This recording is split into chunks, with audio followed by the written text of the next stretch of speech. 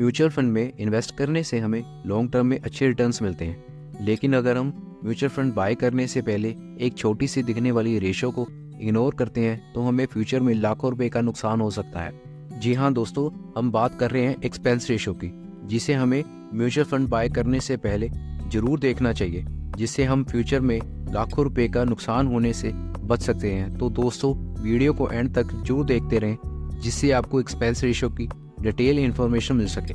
Hello दोस्तों, welcome to your own channel invest wisely पर। यहाँ आपको फाइनेंस, इन्वेस्टिंग और स्टॉक मार्केट के रिगार्डिंग इन्फॉर्मेशन मिलती है। तो चैनल को प्लीज़ सब्सक्राइब कर लें और बेल आइकन को प्रेस कर लें, जिससे आपको हर लेटेस्ट वीडियो की नोटिफिकेशन मिलती रहे। तो चलिए वीडियो शुरू करते हैं। इस वीडियो में हम समझेंगे एक्सपेंस रेशो क्या होती है और ये कैसे हमारी म्यूचुअल फंड की रिटर्न्स को बहुत अफेक्ट करती है। दोस्तों, एक्सपेंस रेशो समझने से पहले आपको म्यूचुअल फंड क्या होते हैं, म्यूचुअल फंड में इन्वेस्ट करने के बेनिफिट्स क्या हैं और म्यूचुअल फंड में SIP या लमसम कैसे इन्वेस्ट करें, ये समझना जरूरी है। तो इन वीडियोस का लिंक आई बटन और डिस्क्रिप्शन दोनों में है, आप वहां देख सकते हैं। तो अब पहले ये समझते हैं कि एक्सपेंस रेशो होती क्या है। दोस्तों, जैसे हमने लास्ट वीडियो में समझा था कि जब हम म्यूचुअल फंड में इन्वेस्ट करते हैं तो उस इन्वेस्टमेंट को मैनेज करने वाला एक फंड मैनेजर होता है, जो इस फंड को मैनेज करने के लिए अपने साथ रिसर्च एनालिस्ट टीम भी हायर करता है और वो इस फंड को स्टॉक मार्केट में लिस्टेड अच्छी कंपनीज को ढूंढकर उनमें इन्वेस्ट करते हैं, जिससे हमें अच्छे रिटर्न्स मिल सके। और इसके साथ ही एसेट मैनेजमेंट कंपनी अपने फंड को प्रमोट करने के लिए एडवर्टाइजमेंट पर भी खर्चा करती है और इसके बदले में फंड मैनेजर हमसे चार्ज करता है fund management fees, advertising cost और एलोकेशन चार्जेस। इन सब चार्जेस को मिलाकर जो एक्सपेंस बनता है उसे एक्सपेंस रेशो कहा जाता है, जिसे हमारी इन्वेस्टमेंट पर एनुअल परसेंटेज के हिसाब से डिडक्ट कर लिया जाता है।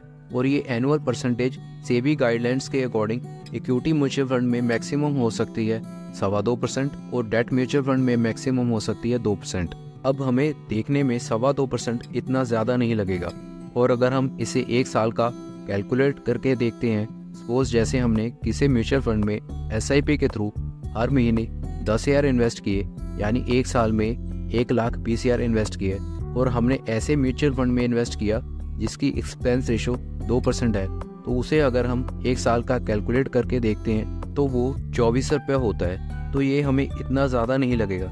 लेकिन आप यहाँ एक बात भूल रहे हैं, पावर ऑफ कंपाउंडिंग। जी हाँ दोस्तों, म्यूचुअल फंड में हमें पावर ऑफ कंपाउंडिंग की वजह से ही लंबे समय में अच्छे रिटर्न्स मिलते हैं। तो ये power of compounding expense ratio पर भी हो रहा होगा, और जैसे जैसे हमारी इन्वेस्टमेंट साल दर साल बढ़ती जाएगी और उस पर लगने वाली एक्सपेंस रेशो भी हर साल डिडक्ट होती रहेगी और उस पर कंपाउंडिंग भी होती रहेगी, और जब हम 10 या 15 साल बाद अपनी इन्वेस्टमेंट को रिडीम करेंगे तब तक ये एक्सपेंस रेशो लाखों में हो जाएगी। आइए इसे एक एग्जांपल से समझते हैं। ये है मिस्टर कुणाल, जिन्होंने एक ABC म्यूचुअल फंड में इन्वेस्ट किया जिसकी एक्सपेंस रेशो 1% थी, और मिस्टर कुणाल ने उस म्यूचुअल फंड में 10,000 की मंथली SIP के थ्रू 15 साल रेगुलर इन्वेस्ट किया, और उस म्यूचुअल फंड में 15 साल बाद 15% की कंपाउंडेड एनुअल ग्रोथ आती है। पर इस म्यूचुअल फंड की एक्सपेंस रेशो 1% है, तो मिस्टर कुणाल को 15% माइनस 1% यानी 14% CAGR के हिसाब से 56,60,000 प्राप्त हुए, और उन्होंने 15 साल में इन्वेस्ट किए थे 18 लाख रुपए, यानी मिस्टर कुणाल को 38,60,000 का प्रॉफिट हुआ। और दूसरी तरफ है मिस्टर अमरीश, जिन्होंने XYZ म्यूचुअल फंड में इन्वेस्ट किया जिसकी एक्सपेंस रेशो 2% थी, और मिस्टर अमरीश ने भी इस म्यूचुअल फंड में 10,000 की मंथली SIP के थ्रू 15 साल रेगुलर इन्वेस्ट किया, और इस म्यूचुअल फंड में भी 15 साल बाद 15% की कंपाउंडेड एनुअल ग्रोथ आती है। पर इस म्यूचुअल फंड की एक्सपेंस रेशो 2% है, तो मिस्टर अमरीश को 15% माइनस 2% यानी 13% CAGR के हिसाब से 51,90,000 प्राप्त हुए, और मिस्टर अमरीश ने भी 15 साल में 18 लाख इन्वेस्ट किए थे, यानी मिस्टर अमरीश को 33,90,000 का प्रॉफिट हुआ। अब इन दोनों का कंपैरिजन किया जाए तो दोनों ने ही सेम अमाउंट 15 साल के लिए इन्वेस्ट की, और दोनों की कंपाउंडेड एनुअल ग्रोथ भी सेम थी। पर मिस्टर कुणाल को 38,60,000 का प्रॉफिट हुआ और मिस्टर अमरीश को 33,90,000 का प्रॉफिट हुआ। इसका मतलब मिस्टर अमरीश को 1% ज़्यादा एक्सपेंस रेशो देने की वजह से 4,70,000 का नुकसान हो गया। जी हाँ दोस्तों, छोटी सी दिखने वाली एक्सपेंस रेशो एक ऐसी दीमक है जो हमारे फ्यूचर में होने वाले प्रॉफिट को लाखों रुपए कम कर सकती है।